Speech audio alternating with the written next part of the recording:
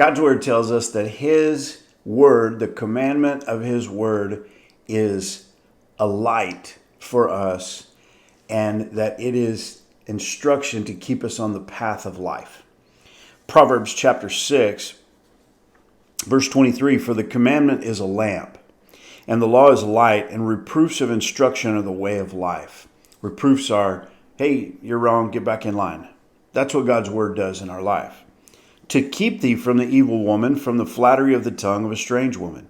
Lust not after her beauty in thine heart, neither let her take thee with her eyelids. For by means of a whorish woman a man is brought to a piece of bread, and the adulteress will hunt for the precious life. Can a man take fire in his bosom, and his clothes not be burned? Can one go upon hot coals, and his feet not be burned? So he that goeth to his neighbor's wife, whosoever toucheth her, shall not be innocent. Statistics tell us in the United States of America that somewhere between 45 and 70% of married couples have been unfaithful to each other in one shape, form, or fashion, one or both of the people in the marriage. And, you look at that and you look at the rate of divorce among Christian couples and you say, why is this? This is epidemic.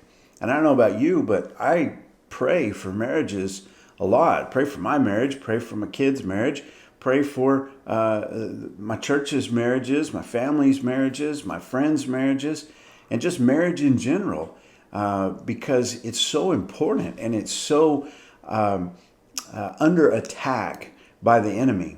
And God's word tells us right here, he says, the commandment's a lamp, God's word is a light, and the reproofs of instruction are the way of life.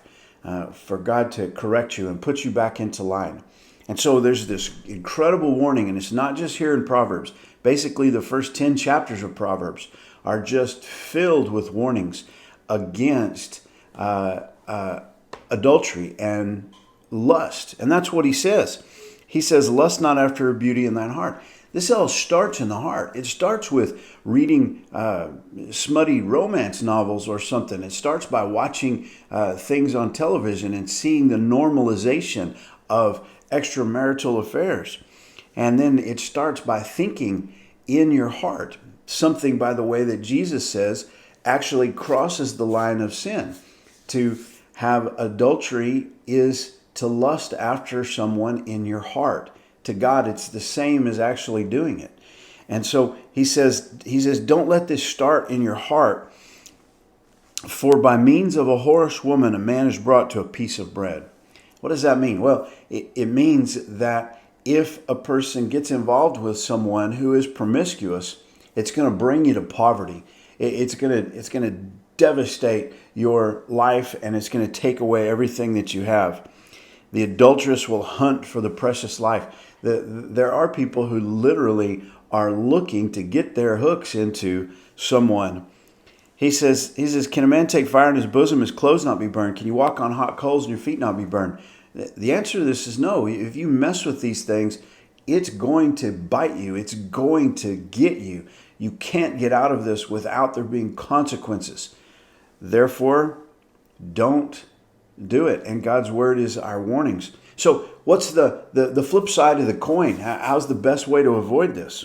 Well, in the previous chapter, 5, verse 15, it says, drink waters out of thine own cistern, and running waters out of thine own well. Let thy fountains be dispersed abroad, and rivers of waters in the streets. Let them be thine own, and not a stranger's with thee. Let thy fountain be blessed, and rejoice with the wife of thy youth. The answer is to get married and stay faithful to your spouse, to allow your love to grow and to fountain. Like a fountain is the illustration of it.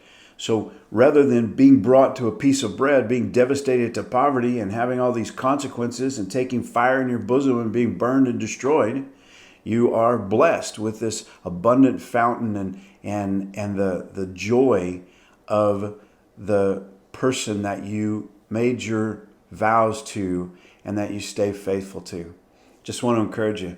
Marriage is God's idea. God's word has answers for it. Have a great day.